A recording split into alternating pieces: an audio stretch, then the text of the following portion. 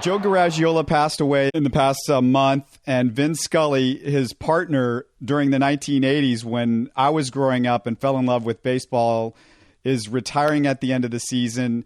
I felt like that tandem was the best I've ever seen. I mean, Vin Scully and anybody is usually the best that you've ever seen, but just, Garagiola was, I think, as good as anybody at complimenting Vin Scully, and he had the way of just being that sort of everyman to Vin Scully's poet laureate. Tell me a little bit about what your thoughts are on those. As a broadcaster, what your thoughts are on those two guys. Any memories that you have of maybe even meeting Garagiola or Scully? I haven't talked to you about this, but I don't know if you've ever had a chance to meet those guys. No, I've never had the occasion to meet either one of those gentlemen. It's a large void, but watch like you did, and I'll precede that before Vin went into doing network stuff. I was with Garagiola and Tony Kubek. Those were the guys where Joe was the lead announcer and Kubek was the the analyst, if you will, and those were the guys that that I watched on the Game of the Week all the time. And Joe is just he was. That's what made Joe. You're right. He was the everyman. He was just like you and I. And it's like we knew Joe all our lives, and we knew everything about him. And he was just, he just was a baseball scholar. He was able to relate all the experiences that he knew from the game of baseball and put it in terms that we understood and could deal with and could understand and could enhance our enjoyment of the game.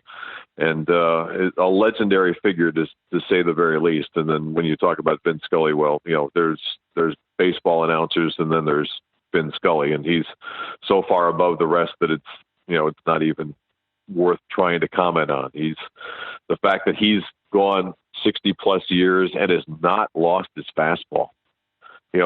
Announcers over the years, you can tell when they start to lose their fastball and have to rely on other things.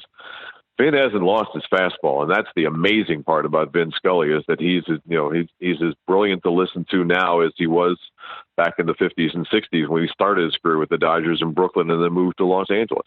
I'll tell you what, I saw something really interesting the other day on Scully.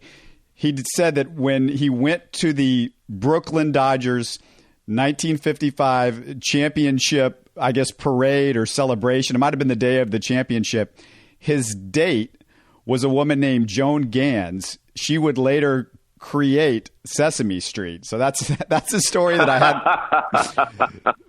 that's a story I hadn't heard before. And I also look back because I have recorded the last few innings of that Gibson home run game back in 1998.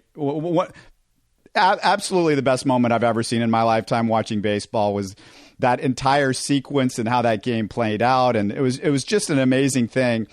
And I remember watching Garagiola, and he talks about Canseco, who takes one of those huge swings. You remember Jose Canseco, when he swung and missed, he was trying to hit it to the Grand Canyon.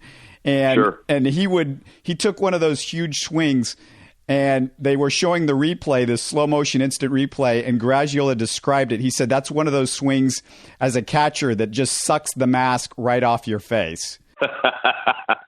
Yeah, and then you're right. The wind pressure created by that kind of swing back with those masks. Those were just the wired face mask, if you will, compared to the things that catchers wear today. Yeah, that would take it right off of your face. You'd probably feel it suck away and then come back and snap back on your chin. That would probably jar a catcher back in those days when the guy swung that hard. Yeah, Vin Scully also said in that game, and this is a story that he relayed about Alejandro Pena, and said one of the coaches was telling him how he does everything slow. He walks slow, he talks slow, he's slow when he's grabbing the rosin bag and the whole thing. And he said, I loved what the coach said about him. He said he even stands slow. And it's just those two stories, just the way those guys told the stories and described it, it's so unique. And it's Scully, to me, this guy is the Van Gogh of the medium, and just somebody that I can't even tell you like how much better it seems like he is than everybody else is. And it just seems it's so effortless for him. Absolutely. He was born to be a baseball announcer. There's no question about it. And the art that he has made of the profession is something that all of us can only dream of doing one day, and or even coming close to doing one day. And he's set the bar way up there, and that's. And again, to have his standard out there for as long as it's been out there for baseball announcers to go up to and to try and work toward has only helped the game and helped the profession. But what I really want to know, going back to your earlier story, is what Sesame Street character is based on Vin Scully? I don't think it's Cookie Monster, so I'm not. Big Bird wouldn't make sense either. I don't know. I'd have to think about that. Not Oscar the Grouch either. You're listening to Houston Sports Talk.